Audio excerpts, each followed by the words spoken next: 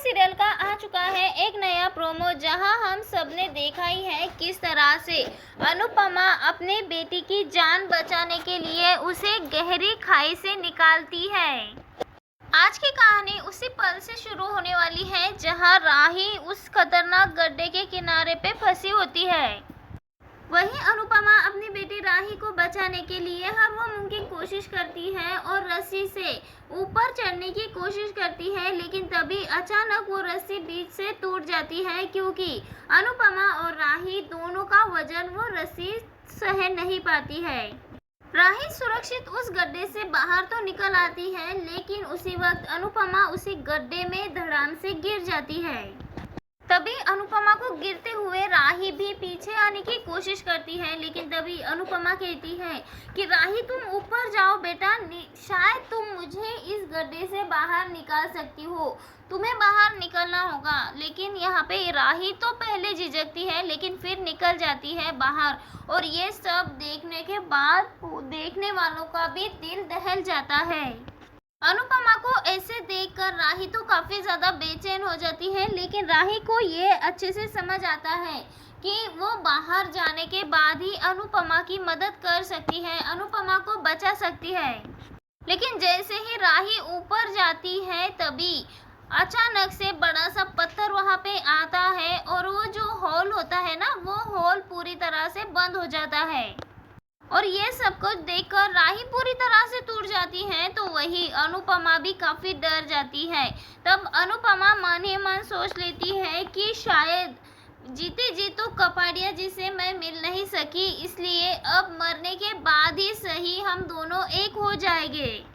यहाँ पे राही अपनी माँ से नाराज हो सकती है, उनसे बात नहीं कर सकती, उन पे गुस्सा हो सकती है, लेकिन दिल से राही अपनी माँ से बहुत ज्यादा प्यार करती है। राही का अपनी माँ के लिए प्यार और बेचैनी साफ तौर पे दिखती है, जबकि वो कान्हा जी से मदद के लिए गुहार लगाती है। तभी वहाँ पे एक ऐसा व्यक्ति आता है जो राही और अनुपमा दोनों को बचाता है। जी हाँ, वो पत्थर हटाता है और अनुपमा को सुरक्षित गड्ढे से बाहर निकालता है। और इसी बीच प्रकाश भाऊ की भी नकारात्मक और घमंड अपनी चरम सीमा पे पहुंच जाता है।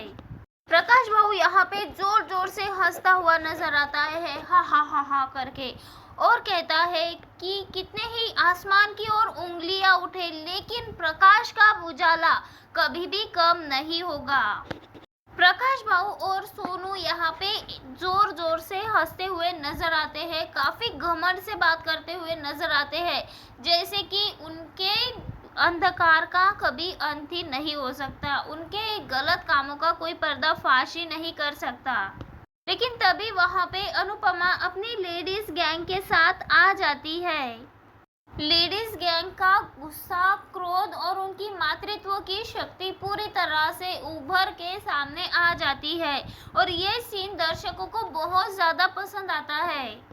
और तभी अनुपमा प्रकाश भाऊ के पास आती है, उसे जोरदार थप्पड़ लगाती है और कहती है कि दुनिया में सबसे बड़ा रावण तो तू है, सबसे पहले तेरा दहन होना चाहिए। यही दृश्य दर्शकों के लिए इमोशनल और पावरफुल बन जाता है। और इसी के साथ ही कहानी में एक नया ट्विस्ट आता है, जब अनुपमा माँ दुर्गा का रूप धारण कर लेती है। अनुपमा माँ दुर्गा के रूप में पूरी तरह प्रकट होती है और सबके सामने प्रकाश भाऊ का अंत कर देती है। और इसी बीच प्रकाश भाऊ अपनी बंदूक निकालकर अनुपमा पर हमला कर देता है। ये सीन काफी ज्यादा तनावपूर्ण व भावुक होता है। गांव वाले भी अब प्रकाश भाऊ का असली चेहरा देख लेते हैं। प्रकाश भाऊ और सोनू का असली चेहरा देखने के बाद सभी मिलकर उन्हें पुलिस के हवाले कर देते हैं। उनके खिलाफ मिले हुए सबूत इतने ठोस होते हैं कि उनकी पूरी जिंदगी अब जेल में ही बीत सकती है। और इसी के साथ ही गांव वालों को इस बात का संतोष होता है कि उनके गांव में जो रावण था ना, उसका दहन हो चुका है। अनुपमा की जीत प्रकाश के घमंड और न्याय के अधिकार को बड़े ही साफ तौर पे कहानी में दिखाया गया है। अनुपमा न केवल अपनी बेटी राही को बचाती हैं, बल्कि अपने घर, अपने परिवार और अपने विश्वास, अपने आत्मसम्मान की रक्षा भी करती है। उनका ये साहस और ये सब कुछ देखकर सबको ये संदेश मिलता है कि मातृत्व और बुद्धिमानी सबसे बड़ा हथियार है एक नारी का। राही और अनुपमा के बीच का ये भावनात्मक संगम, जिसमें राही अपने माँ को खोने के डर का सामना करती है, यही सीन दर्शकों के दिल को छू जाता है। तो वही प्रकाश और सोनू का अंत भी हमें कहानी में देखने को मिलता है।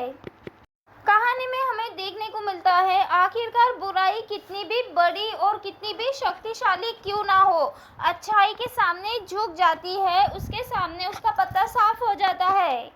अनुपमा की लेडीज गैंग भी इन सब में उसका साथ देती है। तो ये दिखाया जाता है कि अगर सारी महिलाएं एकजुट हो जाती हैं ना, तो रावण को भी आसानी से हरा सकती है, जैसे कि प्रकाश भाऊ को। और ये सामाजिक संदेश भी प्रोमो में बड़ी ही खूबसूरती से शामिल किया गया है।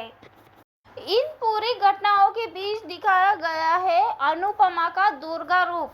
ये सिर्फ एक रूप नहीं बल्कि ये दर्शाया गया है अनुपमा का ये रूप मातृत्व की छवि है, जो कि साहस से भरी माँ अपने बच्चों के लिए हर एक लड़ाई लड़ जाती है।